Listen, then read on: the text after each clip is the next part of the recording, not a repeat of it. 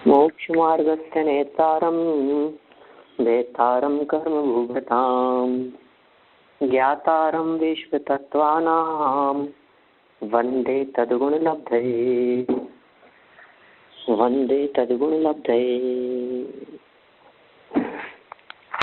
तत्वार्थ सूत्र महाशास्त्र के ऊपर लिखी गई है तत्वार्थ राजवार्षिक टीका। इसके दूसरे अध्याय के संदर्भ में जीव के लक्षण की चर्चा कल यहाँ अपन ने की है।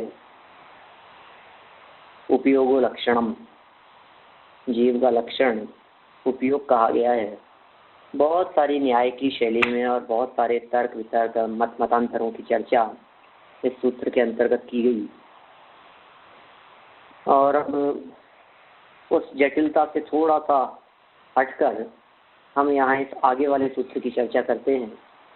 पेज नंबर 352 352 पृष्ठ है और 9 नंबर का सूत्र है दूसरे अध्याय का। सद्विविधोष्ट चतुर्भेद है।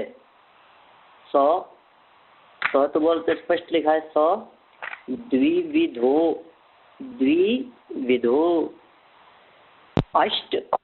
अष्ट को अ साइलेंट है बीच में। द्विविधोष्ट से द्विविधोष्ट चतुर्भेद है। द्विविधोष्ट चतुर्भेद है।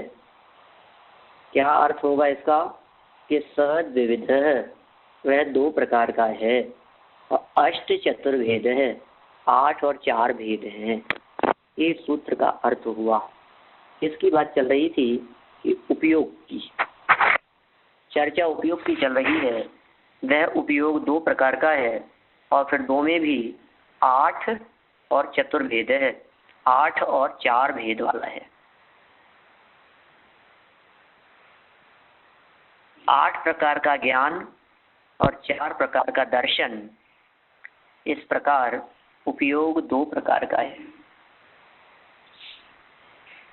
ज्ञानोपयोग और दर्शनोपयोग। ज्ञानोपयोग 8 प्रकार का और दर्शनोपयोग 4 प्रकार का है। साकार और अनाकार 2 प्रकार का उपयोग है। ज्ञान साकार होता है तथा दर्शन निराकार। साकार उपयोग को ज्ञानोपयोग कहते हैं और निराकार उपयोग को दर्शनोपयोग कहते हैं। माने उपयोग के 2 भेद हो गए, एक आकार और एक निराकार। ज्ञानोपयोग को साकार उपयोग क्यों कहते हैं और दर्शनोपयोग को निराकार उपयोग क्यों कहते हैं? देखिए, ज्ञान पदार्थों को भेद रूप जानता है, विकल्प रूप जानता है। विकल्प और भेदादिक के माध्यम से जिसे जाना जा सके वह साकार साकार उपयोग होता है। और जहाँ झलकन मात्र हो वो निराकार है। सामान्य अवलोकन को दर्शनोपयोग कहते हैं और विशेष को ज्ञानोपयोग कहते हैं। दर्शनोपयोग सामान्य को जानने वाला है और ज्ञानोपयोग विशेष को जानने वाला है, गहराई लिए हुए जानने वाला है। यद्यपि दर्शन पूर्व काल भावी है, फिर भी विशेष ग्राहक होने के कारण पूज्य होने से ज्ञान का ग्रहण पहले किया है। देखो कितना सुंदर तर्क दिया है कि भाई दर्शन पहले होता है या ज्ञान पहले होता है। तो ज्ञानोपयोग के पहले होने वाला सामान्य प्रतिभास दर्शनोपयोग कहलाता है। इट मीन्स दर्शनोपयोग पहले होता है, दर्शन पहले होता है और ज्ञान बाद में होता है। क्रम क्या है? पहले दर्शनोपयोग। अपन पहले भी इस तरह की बात कर चुके हैं। कौन से प्रकरण में? वो जो मति ज्ञान के भेद बतलाए थे। अवग्रह हवाय धारणा, अवग्रह इहा हवाय और धारणा, इन चारों के पहले, धारणा के पहले अवाय, अवाय के पहले ईहा, ईहा के पहले अवग्रह और अवग्रह के पहले जो सामान्य अवलोकन होगा वो होता है दर्शनोपयोग, क्योंकि अवग्रह तो मति ज्ञान का भेद है। क्या अवग्रह तो मति ज्ञान का भेद हो गया। अब ये जो कहा गया है अवग्रह के पहले होने वाला, वो है दर्शनोपयोग। देखिए, और ये कह रहे हैं यदि वो दर्शनोपयोग पहले होता है तो फिर यहाँ पर दर्शन को पहले रखना चाहिए था और ज्ञान को बाद में। भाई सैद द्विविधोष्ट चतुर्भेद है, मतलब 8 और 4 भेद ऐसे किए ना, तो 4 और 8 भेद ऐसे कर लेने चाहिए थे। सैद द्विविधो चतुः अष्टभेद है, चतुः अष्टभेद है ऐसा कहते, क्योंकि दर्शन पहले है तो उसके 4 भेद हैं और ज्ञान बाद में है, उसके 8 भेद हैं, तो 4 पहले और 8 बाद में है। इस प्रकार की व्यवस्था होनी चाहिए थी, लेकिन इन्होंने यहाँ उस बात को खारिज करते हुए तर्क दे दिया है विशेष का ग्राहक होने के कारण ज्ञान पूज्यपने को प्राप्त है, और ज्ञान पूज्य होने के कारण उसे पहले ग्रहण किया है। ज्ञान को पूज्यता की वजह से पहले ग्रहण किया गया है। ज्ञान की संख्या 8 पहले लिखी गई है, अतः ज्ञान की पूज्यता सिद्ध होती है। 8 संख्या पहले लिखी है ज्ञान की, इसलिए ज्ञान की पूज्यता सिद्ध हो रही है। इसी तरह छोटी संख्या का पहले ग्रहण करना चाहिए। इस व्याकरण के सामान्य नियम के रहते हुए भी पूज्य का प्रथम ग्रहण होता है, अतः विशेष नियम के अनुसार ज्ञान की 8 संख्या का प्रथम ग्रहण किया गया है। ज्ञानोपयोग 8 प्रकार का है। मति ज्ञान, श्रुत ज्ञान, अवधि ज्ञान, मनः पर्यय ज्ञान, केवल ज्ञान, कुमति ज्ञान, कुश्रुत ज्ञान और विभंग अवधि ज्ञान। दर्शनोपयोग 4 प्रकार का है। चक्षुर्दर्शन, अचक्षुर्दर्शन, अवधि दर्शन और केवल दर्शन। ये उपयोग निरावरण केवली में युगपत होते हैं तथा छद्मस्तों के क्रमशः। देखिए, बहुत सुंदर और बहुत संक्षिप्त इस सूत्र की व्याख्या हुई। 8 प्रकार के ज्ञानोपयोग के भेद बतला दिए गए। ज्ञानोपयोग के 8 प्रकार के भेद याद होने चाहिए अपने को सदा, और दर्शनोपयोग के भी जो 4 प्रकार के भेद हैं वे भी हमारे को याद रहने चाहिए। दर्शनोपयोग के 8 भेद और ज्ञानोपयोग के 4 भेद ये हमारे स्मरण में रहने चाहिए स्मृति की दृष्टि से, क्योंकि तत्वार्थ सूत्र के जितने भी विषय हैं ना, ये सारे के सारे विषय हमारी स्मृति में रखने योग्य हैं। यदि स्मरण में न रहें तो फिर इनको पढ़ने से कुछ विशेष प्रयोजन सिद्ध न होगा। तो 8 और 4 12 भेद हो गए। अब इनमें एक और मार्मिक बात जो ध्यान रखने की है वो क्या है कि केवली के तो युगपत होते हैं और छद्मस्त के क्रमशः। क्या चीज युगपत होते हैं और क्या चीज क्रमशः होते हैं? दर्शनोपयोग और ज्ञानोपयोग, ये दोनों। अब इनमें कौन कौन से होते हैं? तो केवल ज्ञान और केवल दर्शन। केवल ज्ञान और केवल दर्शन ये दोनों ही परमात्मा के एक साथ होते हैं, युगपत होते हैं। और ज्ञान और दर्शन ये दोनों छद्मस्तों के क्रमशः होते हैं, माने दर्शनोपयोग पूर्वक ज्ञानोपयोग होता है। ऐसा भी कहा जा सकता है इस प्रकरण के संदर्भ में कि ज्ञानोपयोग होने के लिए दर्शनोपयोग होना जरूरी है। एक छोटा प्रश्न है मेरा आप लोगों से, आप मुझे बता सकते हैं कि ज्ञानोपयोग और दर्शनोपयोग ये दोनों अलग अलग उनकी पर्यायें हैं, अलग अलग गुण की पर्यायें हैं या एक ही गुण की पर्याय है? ज्ञानोपयोग और दर्शनोपयोग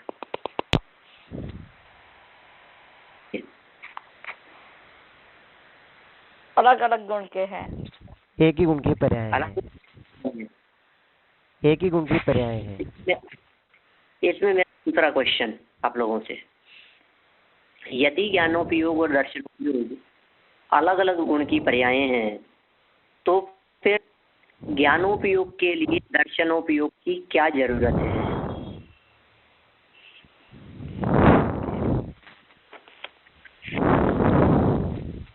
क्या एक गुण की पर्याय होने के लिए दूसरे पर्याय जरूरी है? क्या एक गुण की पर्याय पहले होती है और दूसरे गुण की पर्याय बाद में होती है? क्या दोनों गुणों की पर्याय साथ में नहीं होती है?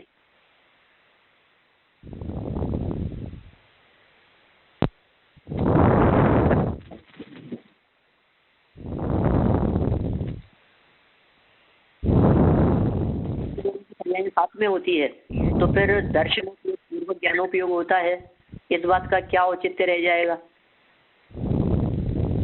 और ये क्रम से आगे पीछे होती है तो दर्शन पहले हो गई, ज्ञान की पर्याय बाद में होगी, तो जब ज्ञान की पर्याय बाद में होगी तो दर्शन गुण की पर्याय का क्या होगा? और जिस समय दर्शन गुण की पर्याय दर्शन चल रहा होगा उस समय ज्ञान गुण की पर्याय का क्या होगा? क्या ज्ञान गुण की पर्याय को दर्शन गुण की पराधीनता चाहिए? स्थिति बनेगी। प्रैक्टिकल सोचें अपन उस चीज के बारे में थोड़ा सा।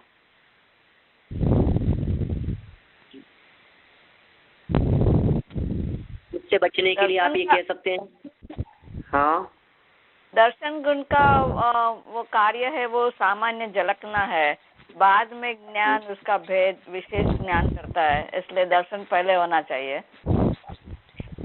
नहीं तो फिर जिस समय ज्ञान कर रहा है आगे भेद रूप ज्ञान रहा है तो दर्शन गुण की कोई पर्याय होगी कि नहीं होगी? हाँ हाँ। फिर उस समय उस पर्याय का उस समय उस गुण की पर्याय का क्या होगा? ये एक अहम प्रश्न है। आप यदि इससे बचने के लिए कह सकते हैं कि दोनों ही उपयोग की पर्याय, उपयोग ज्ञानात्मक है इसलिए दर्शनोपयोग पूर्वक ज्ञानोपयोग का अर्थ ये समझना चाहिए, ज्ञान की प्रथम समय की पर्याय जिसमें सामान्य अवलोकन हुआ है वही ज्ञान की पर्याय, तो ज्ञान की पर्याय ही है, और उसके पश्चात जब विशेष जानने में प्रवृत्त हुआ तो वो भी ज्ञान की विशेष पर्याय है। इस तरह से एक ही गुण की पर्याय मान लेनी चाहिए हमारे को, ऐसा समझ सकता है कोई व्यक्ति। अब यदि जो व्यक्ति ऐसा कहते हैं कि दोनों एक ही गुण की पर्याय हैं, उनसे मेरा एक प्रश्न फिर, यदि वो एक ही गुण की पर्याय मानते हैं तो फिर केवल ज्ञान केवल दर्शन दोनों युगपत होते हैं, वहां युगपत कैसे सिद्ध हो सकेंगे? क्योंकि युगपत होना तो इस बात का सूचक है कि दोनों अलग अलग है लेकिन साथ में हैं। केवल ज्ञान होने पर केवल ज्ञान और केवल दर्शन ये दोनों साथ में हो रहे हैं। केवल ज्ञान और केवल दर्शन यदि ये दोनों एक ही गुण की पर्याय हो तो फिर दोनों के युगपत होने की चर्चा ही नहीं की जा सकती। फिर एक प्रश्न खड़ा होता है हमारे दिमाग में कि चलिए कोई बात नहीं, ऐसा समझते हैं अपन कि दोनों युगपत तो हो रहे हैं लेकिन अलग अलग गुणों की पर्याय भी होना चाहिए, तभी तो युगपत कह सकेंगे। अलग अलग गुणों की पर्याय क्यों? क्योंकि एक ज्ञानावरणी कर्म के अभाव में प्रकट हो रहा है, दूसरा दर्शनावरणी कर्म के अभाव में प्रकट हो रहा है। दोनों को आच्छादित करने वाले कर्म भी तो अलग अलग है ना। अजय, एक ज्ञानावरणी कर्म है और एक दर्शनावरणी कर्म है। ये ज्ञानावरणी और दर्शनावरणी ये दोनों कर्म ही इस बात को सूचित कर रहे हैं कि आत्मा में दो गुण हैं जिनको ढकने का काम यहाँ चल रहा है। एक ज्ञान आवरणी मतलब ज्ञान को ढकने वाला, दूसरा दर्शन आवरणी माने दर्शन को ढकने वाला। इसका मतलब ये भिन्न भिन्न हो गए ना। ज्ञान को ढकने वाला ज्ञानावरणी कर्म, दर्शन को ढकने वाला दर्शनावरणी कर्म। अब ज्ञानावरणी कर्म के अभाव में हुआ केवल ज्ञान, दर्शनावरणी कर्म के अभाव में हुआ केवल दर्शन। इसका मतलब दो गुण अलग अलग थे, उन्हीं दो गुणों की अलग अलग पर्याय, अलग अलग गुण की अलग अलग पर्याय केवल ज्ञान और केवल दर्शन है। यदि केवल ज्ञान और केवल दर्शन अलग अलग गुणों की पर्याय हैं तो फिर वही प्रश्न निरुत्तरित रह जाता है अपना जो प्रारंभ में अपन ने किया था। तो फिर इनके छद्मस्त अवस्था में आगे पीछे होने के पीछे क्या रहस्य है?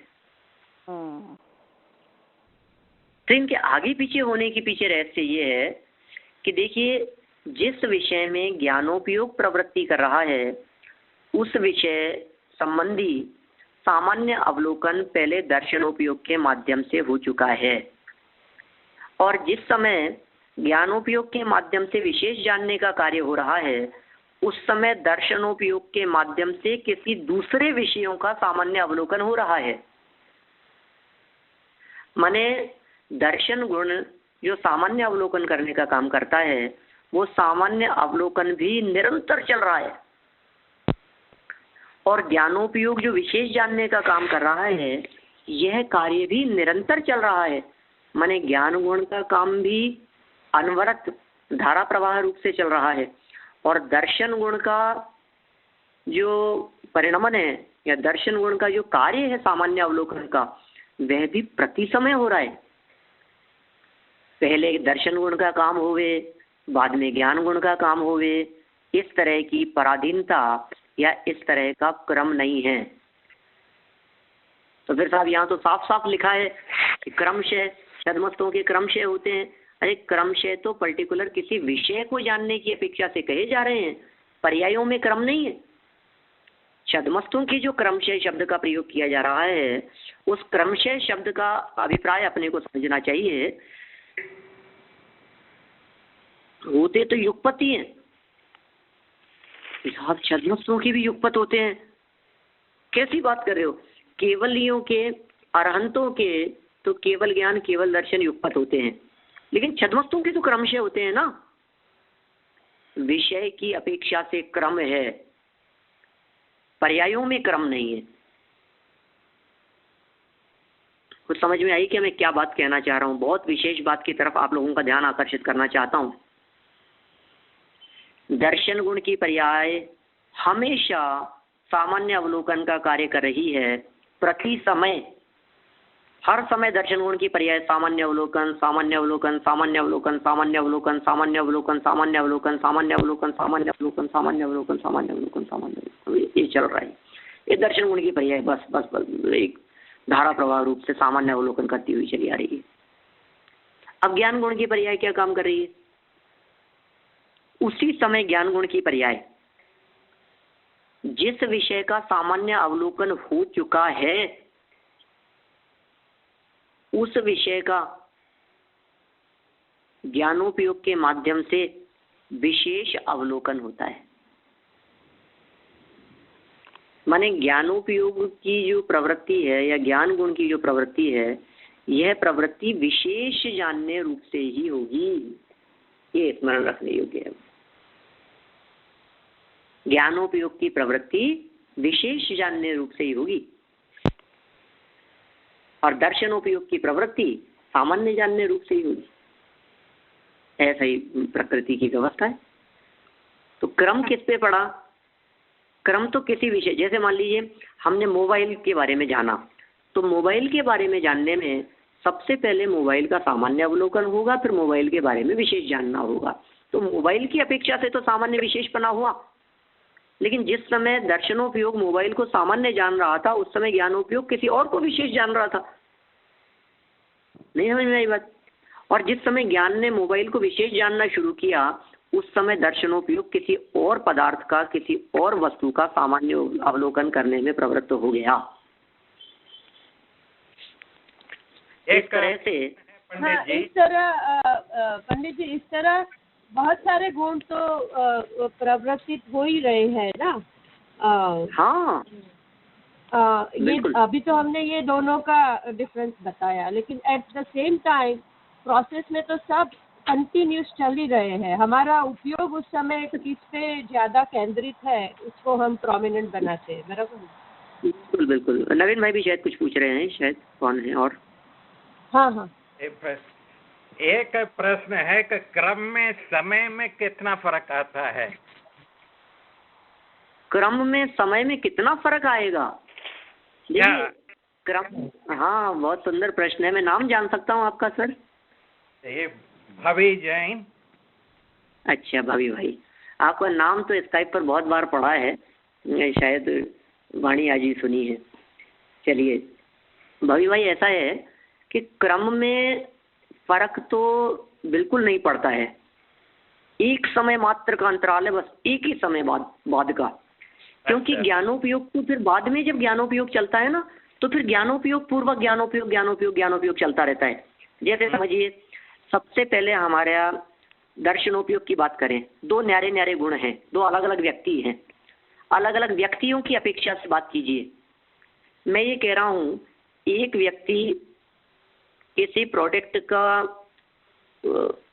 रॉ मटेरियल थोड़ा बहुत तैयार करता है, उसकी ड्यूटी है वो आगे वाले व्यक्ति के लिए रॉ मटेरियल तैयार करके देवे, ठीक है ना। 8 घंटे अपनी ड्यूटी में वो व्यक्ति कुछ उसके लिए मटेरियल तैयार करके देता है, जिसके माध्यम से दूसरा व्यक्ति उस प्राप्त मटेरियल से आगे फिनिश गुड्स तैयार करता है, ठीक है। तो ख्याल में आ रही है बात, दो व्यक्ति हैं। अब मैं ये पूछ रहा हूँ, जब पहला व्यक्ति नौकरी कर रहा है, 8 घंटे जॉब कर रहा है, तो दूसरा व्यक्ति 8 घंटे फ्री रहता होगा, वो दूसरा काम करने में प्रवृत्त है। अब ये तो फर्स्ट डे की बात करी अपने, वेरी फर्स्ट डे। अब इसके बाद की बात करें तो ये दोनों ही व्यक्ति अपना अपना काम प्रतिदिन कर रहे हैं, जबकि उसका काम इसके बाद का काम है, लेकिन फिर भी उसका काम भी कभी नहीं रुकता है और इसका काम भी कभी नहीं रुकता है। अच्छा। लेकिन सेकंड वाले का काम फर्स्ट वाले के बाद का काम है। पंडित जी, हाँ वो समझ में आ गया, मगर आपने पहले प्रश्न ये पूछा ना कि एक गुण की पर्याय, वो समझ में नहीं आती कि एक गुण की पर्याय कैसे, ज्ञान उपयोग है? नहीं है, दोनों एक गुण की पर्याय नहीं है ना, वही। हाँ नहीं है। हाँ हाँ, हम कहना चाहते हैं कि ज्ञानोपयोग और दर्शनोपयोग ये दोनों एक गुण की पर्याय नहीं है, नहीं है, ये दोनों अलग अलग गुणों की पर्याय है, यही सिद्ध करना चाहते हैं। भवी भाई क्या पूछना चाह रहे हैं आप? और नहीं, प्रश्न का उत्तर मिल गया। मैंने पहले भी किसी को पूछा था, तो उसने जवाब दिया था कि ये बात तो केवली गम्य है। वो आपने जो बताया ना कि एक समय का फर्क आता है। हाँ, क्योंकि दर्शन पूर्वक है, तभी तो एक समय का फर्क आएगा उसमें, बराबर। लेकिन ये जो समय का फर्क कहा गया है, ये विषय की अपेक्षा से कहा जा रहा है, किसी एक विषय की अपेक्षा से। जैसे मान लीजिए ब्लैक कलर को के उपयोग की बात करूं मैं, तो ब्लैक कलर का सबसे पहले सामान्य अवलोकन दर्शन उपयोग, फिर उसी सामान्य अवलोकन पूर्वक मति ज्ञान अवग्रह, फिर उसी अवग्रह पूर्वक ईहा, फिर उसी ईहा पूर्वक अवाय, अवाय पूर्वक धारणा, इस तरह से आगे बढ़ेगा। अच्छा। तो जिस समय किसी एक विषय को जानने के लिए ज्ञान प्रवृत्त हुआ, उस समय उस विषय संबंधी सबसे पहले अवग्रह होना जरूरी है, बाद में अवग्रह होना जरूरी नहीं है। बाद में सामान्य अवलोकन जरूरी नहीं है। बार बार में सामान्य अवलोकन नहीं होगा, सामान्य अवलोकन तो दूसरे पदार्थों का चल रहा है उस दरमियान। तो एक बार सामान्य अवलोकन होकर के आगे बढ़ गए, अब तो प्रोसेस आगे बढ़ गया। हाँ, तो ऐसा है ना पंडित जी के जब सामान्य अवलोकन होगा और बाद में ज्ञान, विशेष ज्ञान होगा, और जब विशेष ज्ञान होगा जो वस्तु के बारे में, तब सामान्य ज्ञान दूसरी वस्तु का सामान्य ज्ञान, सामान्य अवलोकन करेगा। बहुत बढ़िया, यही है, बिल्कुल ऐसा ही है। हाँ हाँ, ऐसा ही मानने में किसी प्रकार की कोई समस्या नहीं रहती। हाँ, इसीलिए धारावाही कंटिन्यू रहती है। इसलिए दर्शन गुण की पर्याय भी धारावाही कंटिन्यू चलेगी, ज्ञान गुण की पर्याय भी धारावाही कंटिन्यू चलेगी, और दोनों में क्रम मानने की विवक्षा अलग है और दोनों के युगपत कहने की विवक्षा अलग है। छद्मस्त अवस्था में ज्ञानोपयोग और दर्शनोपयोग के जो क्रम से कहा गया है, उस क्रम का अर्थ किसी एक विषय को जानने की अपेक्षा से है। वस्तुतः तो ज्ञानोपयोग और दर्शनोपयोग दोनों ही युगपति हो रहे हैं प्रत्येक छद्मस्त के। नहीं ख्याल में आई, एकदम दिमाग घूम जाता है। क्या कह रहे हैं पंडित जी आप? हाँ, युगपत तो हो रहे हैं क्योंकि उस वक्त सब गुणों की परिणमन तो हो ही रहा है ना, तो उस समय वो दूसरा विषय वो छद्मस के ज्ञान में नहीं आ रहा है, लेकिन हो तो रहा है वहाँ पर। बस बस बस समय इतना कम है कि मालूम नहीं पड़ता है ना, तो समय इतना सूक्ष्म है भाई साहब कि 1 सेकंड के अंदर संख्यात 1000 कूड़ा कूड़ी आवलियां हैं। संख्यात 1000 कूड़ा कूड़ी, और ये अपने गणित बाहर है, यहाँ दिमाग से बाहर निकलती है। और एक आवली में असंख्यात समय होते हैं, और यहाँ तो समय समय प्रति परिवर्तन चल रहा है। इसलिए ऐसा भी कह सकते हैं हम कि दर्शनोपयोग छद्मस्त के ज्ञान का विषय नहीं है। दर्शनोपयोग इसके पकड़ में नहीं आता।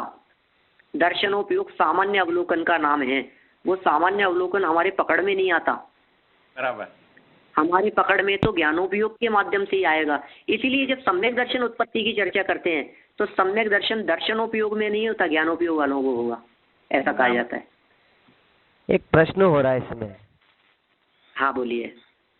कि जिस समय दर्शनोपयोग ने एक पदार्थ को सामान्य अवलोकन किया, फिर उसी पदार्थ का तुरंत उसके बाद में ज्ञानोपयोग विषय करेगा, सब विशेष ग्रहण करेगा, और जिस समय ज्ञान विशेष ग्रहण करेगा उसी समय दर्शनोपयोग किसी दूसरे सब्जेक्ट से संबंधित सामान्य का ग्रहण करेगा। ठीक है, फिर दूसरे संबंधी जो सामान्य का ग्रहण कर रहा है, फिर तुरंत उसका विशेष भी उसको ग्रहण करना पड़ेगा। तो फिर नहीं, ऐसा नहीं है। हाँ देखिए, ये मेरे समझ में आ गई आप क्या पूछना चाह रहे हैं।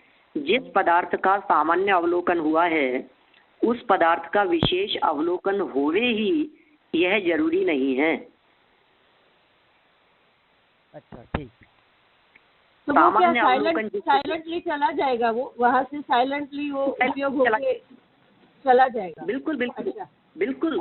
अच्छा देखिए, इसी प्रक्रिया को अभी अपन दर्शनोपयोग से थोड़ा सा ऊपर चल करके बात करें, क्योंकि दर्शनोपयोग तो अपने पकड़ में नहीं आता है ना, लेकिन अवग्रह पकड़ में आ रहा है। अवग्रह, ईहा, आवाय और धारणा, बराबर।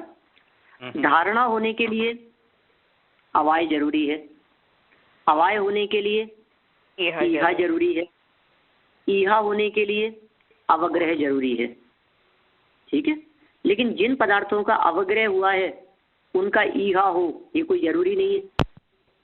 जिस पदार्थ के संदर्भ में अवग्रह और ईहा हुआ है उसके बारे में अवाय हो जरूरी नहीं है। जिस वस्तु के संदर्भ में अवग्रह, ईहा और अवाय हुआ है उसकी धारणा होवे ही होवे ये कोई जरूरी नहीं है। चलिए और स्थूल देखिए इसी बात को। श्रुतम मति पूर्वम, मति ज्ञान और श्रुत ज्ञान में लागू कीजिए इस बात को। श्रुत ज्ञान मति ज्ञान पूर्वक होता है, तो हर मति ज्ञान के बाद में श्रुत ज्ञान होना जरूरी है? नहीं जरूरी। इसी तरह से ज्ञानोपयोग जब किसी पदार्थ को जानने में प्रवृत्त हो रहा है उससे पहले उस पदार्थ संबंधी दर्शनोपयोग नियम से हुआ था, लेकिन क्या कहा, ज्ञानोपयोग होने के पहले उस पदार्थ संबंधी दर्शनोपयोग नियम से हुआ था, लेकिन दर्शनोपयोग होने के बाद में ज्ञानोपयोग होवे ही होवे इस बात का नियम नहीं है। ओके तो दूसरा प्रश्न होता है पंडित जी, अवग्रह, ईहा, अवाय और धारणा, तो फिर से उस समय का जो देखने में आए तो क्या 4 समय होंगे, एक ही समय में चारों हो जाएंगे कि क्या है? नहीं, उन सब में तो बहुत असंख्यात समय लग रहे हैं। अवग्रह में बहुत लंबा टाइम लगता है, ईहा में भी बहुत लंबे टाइम तक चलता रहा, अवाय भी बहुत लंबे टाइम तक चलता रहा, और धारणा में तो बहुत लंबा चलता ही है, अपन जानते ही हैं। धारणा में तो स्मृति है, बराबर, धारणा बहुत लंबा है। इसी तरह से इनमें भी असंख्यात समय लगते हैं। अवग्रह असंख्यात समय का हो सकता है। अच्छा, कुछ है ऐसी जो एक अनुभूति हुई उसका नाम है अवग्रह, और वो क्या है ऐसा जानने की इच्छा जो मन में उत्पन्न हुई है वो है ईहा। किसी निर्णय पर पहुंचना वो अवाय, और उस निर्णय को स्मृति के उस लेवल तक ले जाना जिसके बाद में वो पुनः कुछ कालांतर तक भी हमारे ज्ञान में उपयोग में बनी रहे, उसका नाम है धारणा। हाँ। उनमें तो समय बहुत लगता है। अच्छा पंडित जी। हाँ बोलिए। आप बोले कि पर्याय में क्रम नहीं पड़ता है। पर्याय में क्रम नहीं पड़ता का मतलब ये है कि दर्शन की पर्याय भी प्रति समय चल रही है और ज्ञान की पर्याय भी प्रति समय चल रही है। दोनों की पर्यायों में कहाँ क्रम है बताइए? दोनों साथ में चल रही है ना, उनमें कहाँ क्रम है?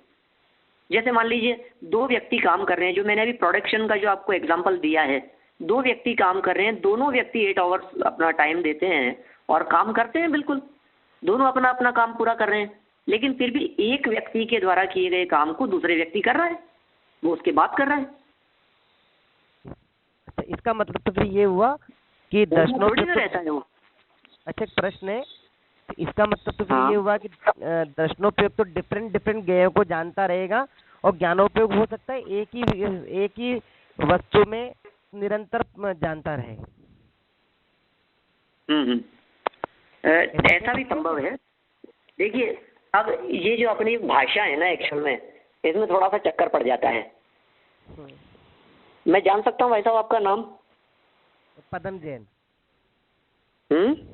पदम जी। ऐसा है सर कि दर्शनोपयोग के माध्यम से जानना होता ही नहीं है, वो तो सामान्य अवलोकन मात्र है।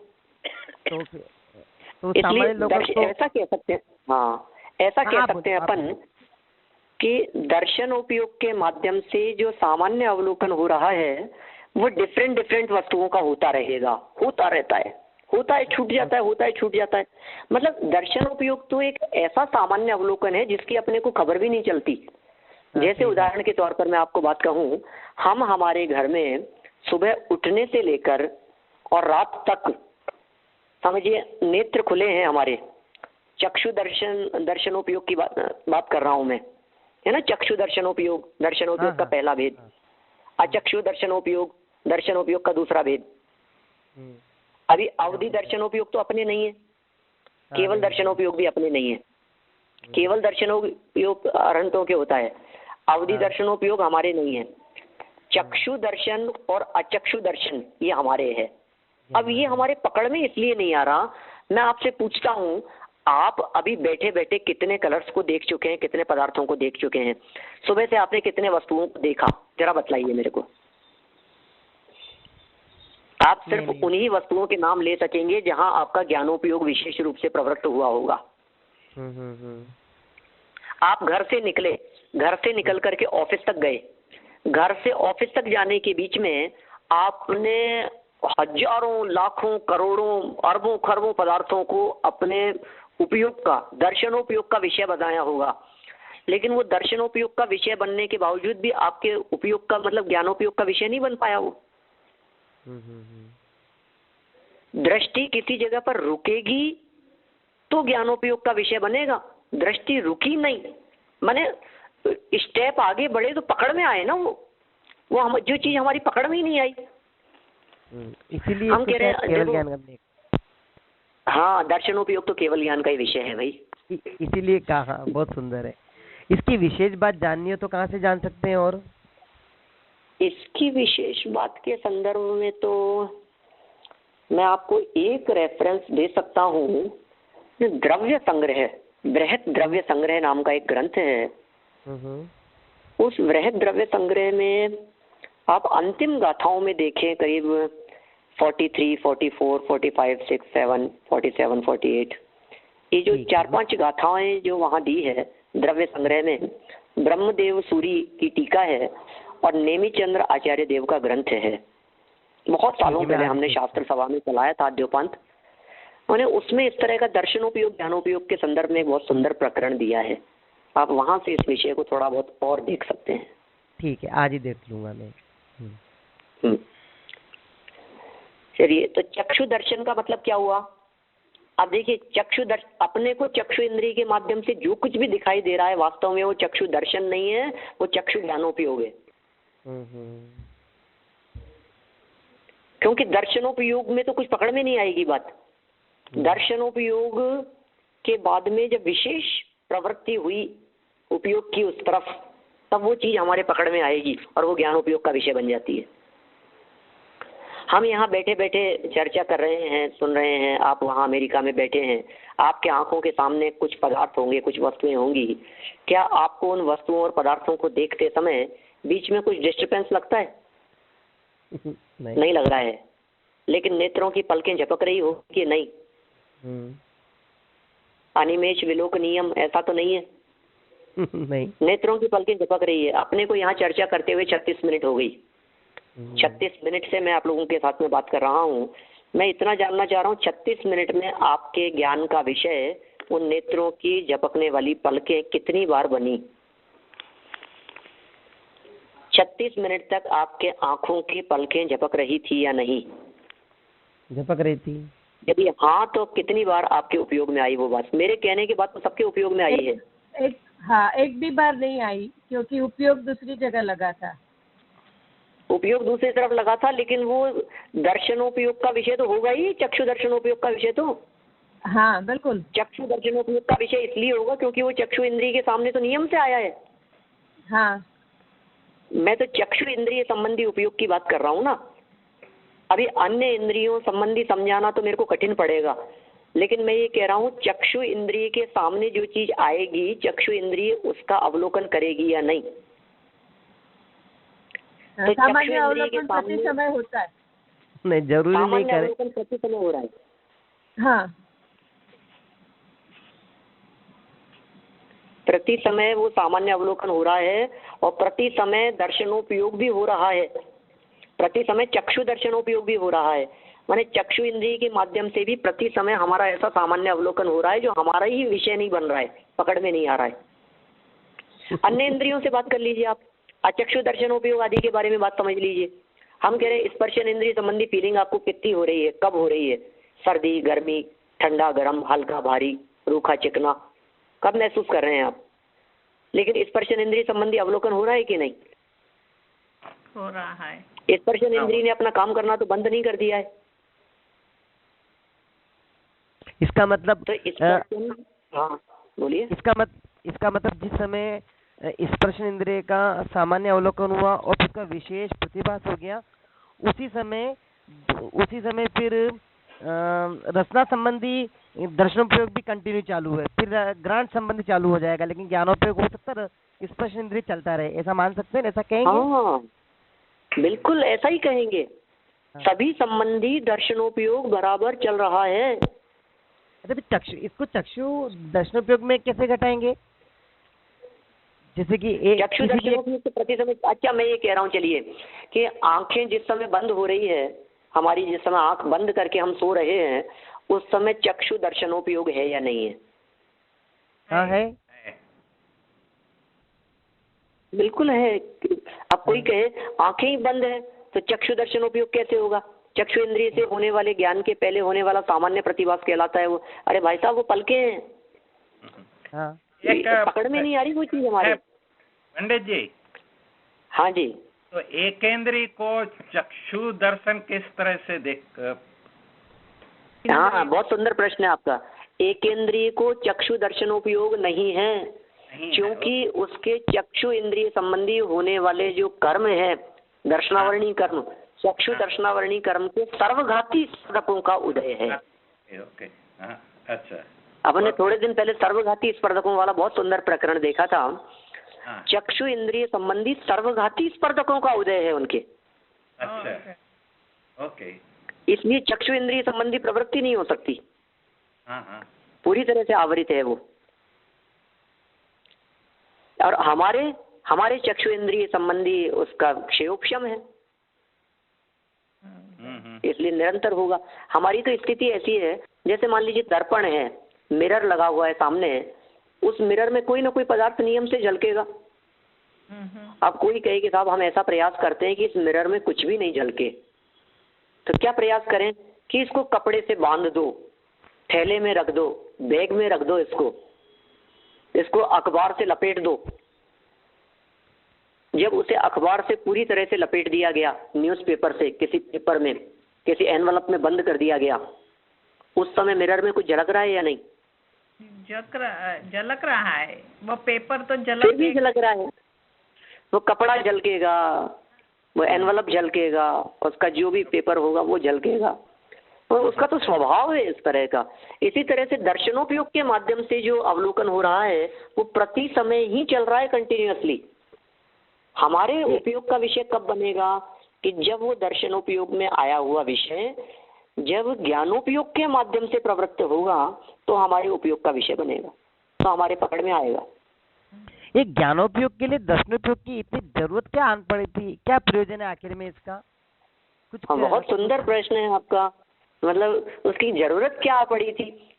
बात जरूरत की नहीं है, बात ये है कि वो फर्स्ट स्टेप है। वो किसी व्यक्ति से सामने खड़े होकर के बात करने के पहले आप उसे देखेंगे, आप मतलब सबसे मतलब फर्स्ट टच उसको दर्शनोपयोग कह रहे हैं। यहाँ जरूरत की बात नहीं है, जो फर्स्ट स्टेप है। फर्स्ट स्टेप मतलब किसी का भी किसी के साथ में जो संबंध हुआ उस संबंध के प्रथम चरण का नाम चेतन की अचेतन के साथ में प्रथम संपर्क प्रक्रिया का नाम दर्शनोपयोग है। मैं ऐसा कह सकता हूँ अपनी भाषा में। तो किस रूप में ग्रहण करता है वो? चेतन फिर अचेतन को प्रथम संपर्क में किस रूप में ग्रहण करता है वो? मैं के रूप में या सिर्फ या किसी भी के रूप में? नहीं, सिर्फ है, बस है। अब है इतना भी ख्याल में नहीं आ रहा है उसके छदमस्त के, तो क्योंकि है इतना भी ख्याल में आता है तो अवग्रह की श्रेणी में चला जाता है। इतनी बात भी ख्याल में आएगी कि कुछ है, अवग्रह हो गया वो। उससे भी पहले होने वाला सामान्य प्रतिभास। बहुत बढ़िया, बहुत बढ़िया। सेकंड का असंख्यातवां भाग है भाई, कैसे हम पकड़ पाएंगे उस चीज को? नहीं पकड़ सेकंड का असंख्यातवां भाग है वो छदमस्त के ज्ञान का विषय ही नहीं है, वो तो केवल ज्ञान गम्य विषय है। लेकिन फिर भी ये जो मति ज्ञान हो रहा है उस मति ज्ञान के पहले होने वाला सामान्य अवलोकन, इसलिए उसके लिए सामान्य अवलोकन शब्द का प्रयोग किया। सामान्य अवलोकन का मतलब उसमें भेद ही नहीं है। हम ये कह सकते हैं कि यदि जो ज्ञान अवग्रह कर रहा है वही ज्ञान प्रथम संपर्क कर लेता, क्योंकि आखिर में प्रथम संपर्क के बाद में तो द्वितीय संपर्क हो रहा है। तो एक जस्ट आर्ग्यूमेंट कर रहे हैं, भगवान के ऊपर संदेह नहीं है, लेकिन एक डिस्कस कर रहे हैं जो ज्ञान अवग्रह या अवय धारणा कर रहा है वही ज्ञान प्रथम संपर्क भी कर लेगा। वही हम कह रहे हैं कि यदि वो प्रथम संपर्क करेगा हम उसी को दर्शनोपयोग कह देंगे। फिर आप कहेंगे उसी को अवग्रह नाम दे दो, फिर आपको उसी को अवग्रह कह दो, तो हम कहेंगे अवग्रह तो पकड़ में आने वाली चीज का नाम है ना, उसके लिए तो असंख्यात समय चाहिए। पकड़ में आने वाली चीज के जो हमारे उपयोग का विषय बन सके उसके लिए तो असंख्यात समय चाहिए। असंख्यात समयों के पहले कोई भी वस्तु छदमस्त के ज्ञान का विषय बनती ही नहीं है। इसके लिए वो जो मैं द्रव्य संग्रह वाला जो प्रकरण आप लोगों को कह रहा हूँ, बतला रहा हूँ, अभी मैंने बतलाया है, उसमें उन्होंने एक इस तरह का एक प्रकरण दिया है कि ज्ञान में ज्ञान झलकता है, वो दर्शनोपयोग, और उसमें अन्य पदार्थ झलके वो ज्ञानोपयोग। मैंने मतलब सामान्य अवलोकन में भेद ही नहीं है कुछ भी, कि मैंने पुस्तक को देखा, कि मोबाइल को देखा, कि लैपटॉप को देखा, कि ग्रंथ को देखा, कि किसी कलर को देखा, कोई भेद ही नहीं है। हर चीज एक समान है। सामान्य अवलोकन में कहाँ है? झलकन है बस, और कुछ नहीं है उसमें। जैसे ही झलकन में क्या, जैसे हमारा उपयोग क्या झलका तो फिर वो ज्ञान का विषय बन गया, फिर सामान्य क्या रहा वो। इसका मतलब दर्शनोपयोग में तो आत्मा जानने में आ गया सीधा। इसीलिए आवाल गोपाल सबको प्रति ख्याल में आ रही है बात। वो इसीलिए वो दर्शनोपयोग की अपेक्षा कही गई बात है। वो जो सत्य गाथा का जो विषय है समय सार का, माने जिसमें आवाल गोपाल सभी को प्रति समय जाननहार जानने में आ रहा है, वो कैसे जानने में आ रहा है, बस वही है। अच्छा, वो दर्शनोपयोग वाली बात है? नहीं, उसको अपन दर्शनोपयोग वाली बात तो नहीं कह सकते, लेकिन वो इसी तरह का कुछ, क्या कहें उसको अपन, नहीं आ रहा है समझ में। है ये तो बस जो है तो है, बस ये है। उसके बारे में कुछ शब्द नहीं दिए जा सकते हैं।